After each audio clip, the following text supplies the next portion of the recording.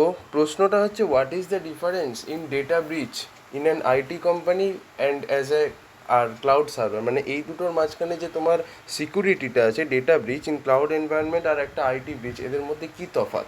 ঠিক আছে, তো দেখো কি বলছে। तो देखो क्या बता रहा है, data breach in cloud environments, मैं इसको थोड़ा सा ऐसे करके लिखता हूँ। ओके, देखो data breach in cloud environment differ from traditional IT breaches due to their scope, complexity and dynamic nature.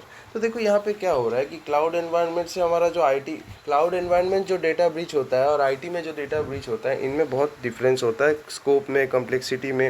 तो देखो cloud breach affects multiple users and organisation through shared infrastructure and data's accessibility from anywhere increases the attack of the surface. इसका मतलब क्या है, देखो अगर तुम्हारा cloud environment में डेटा ब्रीच हो जाता है तो उससे मल्टीपल ऑर्गेनाइजेशंस का नुकसान हो सकता है, क्योंकि मान लो अगर ये हमारा क्लाउड है तो इसमें हमारा अमेज़ॉन का भी कुछ ना कुछ है, गूगल का भी मान लो कुछ ना कुछ है, मान लो इसके बाद और भी जो भी है हमारे एजियोर, माइक्रोसॉफ्ट का जो भी है वो भी कुछ ना कुछ है। तो अगर क्लाउड में डेटा ब्रीच हो गया तो इसकी भी माँ चुत गई, इसकी भी माँ चुत गई, इसकी भी माँ चुत गई, तीनों की माँ चुत गई।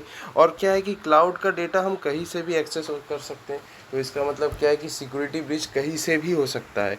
Additionally the shared responsibility model between cloud and customers can lead to security gaps. ठीक है, अगर हम लोग ये जो शेयर्ड मॉडल होता है अगर इसको प्रॉपरली मैनेज नहीं किए, अगर सिक्योरिटी गैप रह गया तो डेटा ब्रीच हो सकता है। तो इस कारण से क्या होता है, ठीक है, इस कारण से क्या होता है कि हमें स्पेशलाइज सिक्योरिटी मेजर्स लेने पड़ते हैं ताकि ये जो हमारा क्लाउड के एनवायरनमेंट का जो डेटा है, क्लाउड एनवायरनमेंट के अंदर जो भी पर्सनल सेंसिटिव डेटा है यूज़र वगैरह का, ये तुम्हारा सुरक्षित रहे। ठीक है, तो यही था।